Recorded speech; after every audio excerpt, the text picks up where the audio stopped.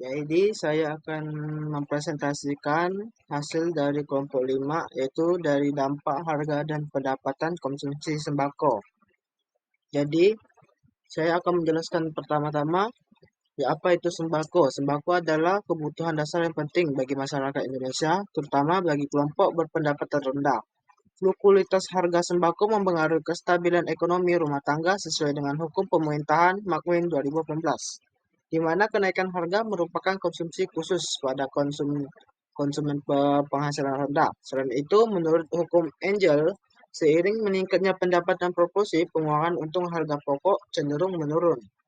Dan dalam teori ekonomi, sembako dapat dikategorikan sebagai barang substitusi beras dan jagung, suplemen beras dan sayuran, barang normal daging sapi, atau barang inferior tepung terigu yang dipilih konsumen berdasarkan harga dan pendapatan Volta dan Keller 2016. Penelitian ini bertujuan memahami pengaruh harga dan pendapatan terhadap pilihan sembako, terutama bagi rumah tangga dengan tingkat pendapatan yang berbeda.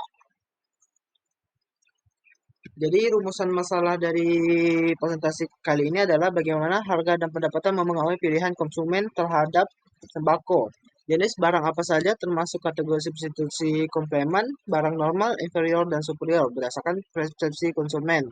Dan yang ketiga adalah apa faktor lain yang mempengaruhi keputusan pembelian sembako selain harga dan pendapatan. Jadi tujuannya adalah mengidentifikasi pengaruh harga dan pendapatan terhadap pembelian sembako oleh konsumen, mengklasifikasikan sembako berdasarkan teori ekonomi seperti barang substitusi, komplemen, barang normal, inferior, dan superior, memberikan wawasan dan perilaku konsumen dalam memilih sembako di pasar. Tinjauan pustaka. Jadi teori permintaan dan harga. Menurut hukum permintaan barang meningkatkan saat harga turun dan sebaliknya. Namun konteks sembako, barang seperti inferior dan superior menunjukkan hasil berbeda terhadap perubahan harga. Serta jenis barang dalam ekonomi. Jadi dalam jenis barang dalam ekonomi itu terdapat ada 5, seperti barang substitusi, barang komplemen, barang normal, barang inferior, dan barang superior. Jadi metode penelitian yang kami gunakan adalah jenis penelitian. Ini menggunakan pendekatan kualitatif untuk memahami bagaimana harga dan pendapatan mempengaruhi keputusan pembelian konsumen dengan fokus pada makna, interpretasi, dan proses pengambilan keputusan dalam konteks sosial ekonomi serta populasi dan sampel. Populasi penelitian adalah konsumen perkotaan dengan sampel 15 sampai 20 responden dari berbagai tingkat pendapatan rendah, menengah, tinggi untuk menganalisis pengaruh harga dan pendapatan terhadap pola konsumsi. Serta teknik pengumpulan data yang kami gunakan adalah data dikumpulkan melalui wawancara mendalami observasi dan memahami kebiasaan belanja, alasan memilih barang, serta faktor yang memengaruhi keputusan pembeli. Hasil dan pembahasan.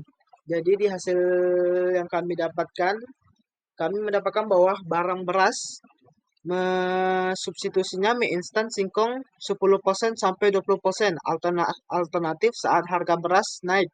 Serta barang komplementer sayur, lauk pauk 10% sampai 15% dikonsumsi bersama beras. Kenaikan harga beras dapat memengaruhi konsumsi barang ini. Barang normal, beras 80% sampai 90%. Konsumsi peningkatan seiring kenaikan pendapatan. Barang inferior, mie instan, roti 5% sampai 10% pilihan alternatif saat harga beras naik. Serta barang superior, beras organik premium 5% sampai 10% dikonsumsi oleh kelompok berpendapatan tinggi. Serta minyak goreng, barang substitusi, minyak curah, minyak kelapa 10 sampai 20% alternatif minyak goreng kemasan saat harga naik. Serta barang komplementer tepung terigu, bumbu masakan 5% sampai 10% digunakan bersama minyak goreng dalam berbagai masakan. Barang normal, minyak goreng 80% sampai 90% konsumsi meningkat seiring kenaikan pendapatan serta barang pengganti margarin 5% sampai 10% alternatif dalam beberapa resep masakan. Dan barang superior seperti minyak zaitun 5% sampai 10%. Ini dikonsumsi oleh sekelompok berpendapatan tinggi lagi. Dan dalam hal barang cabai, barang Barang substitusi bawang merah, paprika 10% sampai 20% dijadikan alternatif untuk memberikan rasa pedas, serta barang komplementer tomat, tomat dan bumbu masakan 15% sampai 25% digunakan bersama cabai dalam berbagai masakan. Normal, cabai 70% sampai 80%, konsumsi peningkatan seiring kenaikan berpendapatan, serta inferior. Cabai bubuk, sambal instan 50% sampai 10% digunakan sebagai alternatif saat harga cabai segera naik. Serta barang superior, cabai organik misalnya 5% sampai 10% dipilih oleh konsumen yang berpendapatan yang tinggi, yang berpendapatan tinggi serta peduli kualitas bahan. Serta barang kecap kali ini barang substitusinya saus tiram, saus tomat digunakan 10% sampai 20% sebagai alternatif rasa manis atau umami. Serta barang komplementer seperti tahu, tempe, nasi, mie 20% sampai 30% digunakan bersama kecap dalam berbagai hidangan. Serta barang normal kecap 70% sampai 80%. Konsumsi meningkat seiring kenaikan berpendapatan. Serta barang inferior saus, sambal, BBQ 5% sampai 10% alternatif saat harga kecap naik.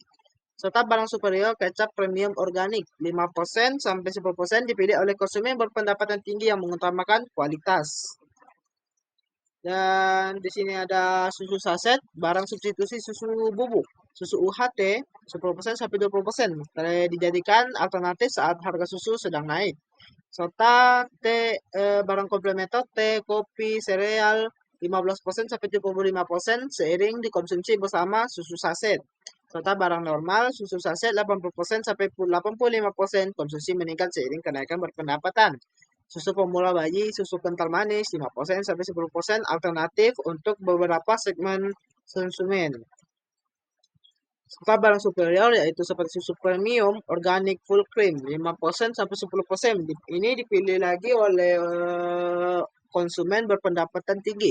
Serta tepung terigu yang barang substitusinya seperti tepung beras, tepung jagung hanya 5% sampai 15% alternatif saat harga tepung terigu naik. Serta barang komplementer ragi, gula, pasir, goreng digunakan bersama tepung terigu dalam pembuatan roti atau kue sekitar 20% atau 30%. Barang normal tepung terigu 70% sampai 80%. Konsumsi tetap stabil merupakan bahan pokok esensial. Serta tepung maizena, tepung sagu 5% sampai 10% alternatif untuk beberapa jenis masakan.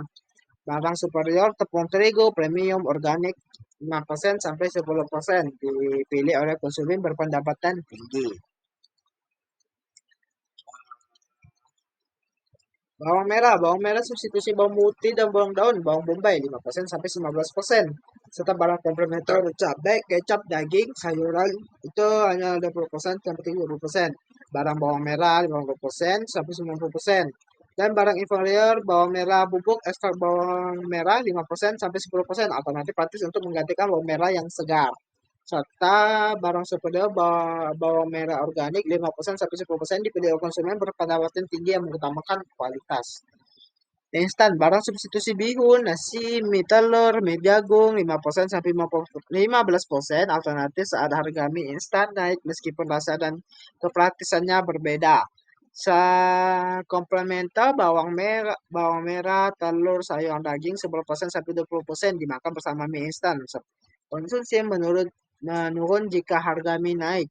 Barang normal, mie instan 80%, 90% tetap populer karena praktis dan terjangkau meskipun harga naik. Mie organik, mie gandum mie sehat 5% sampai 10% alternatif lebih bergizi tetapi mahal menarik bagi konsumen peduli kesehatan. Serta mie instan premium atau premium 5% sampai 10% pilihan bagi konsumen berpendapatan tinggi yang mengutamakan kualitas.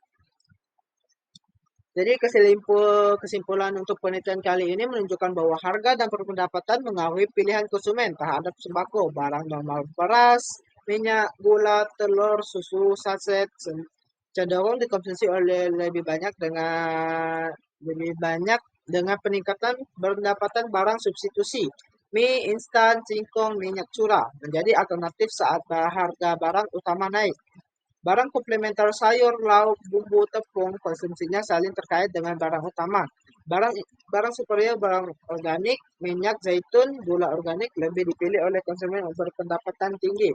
Faktor lain seperti preferensi konsumen dan kondisi ekonomi juga mempengaruhi keputusan pembelian. Temuan ini penting untuk produksi pemasaran dan pemerintahan dalam merancang kebijakan mengurangi dampak fluktuatas fluktuasi harga sembako terutama bagi masyarakat berpendapatan rendah. Sekian saja dari presentasi saya kali ini. Saya mohon maaf atas segala kesalahan saya. Terima kasih atas segala perhatiannya. Mohon maaf. Terima kasih.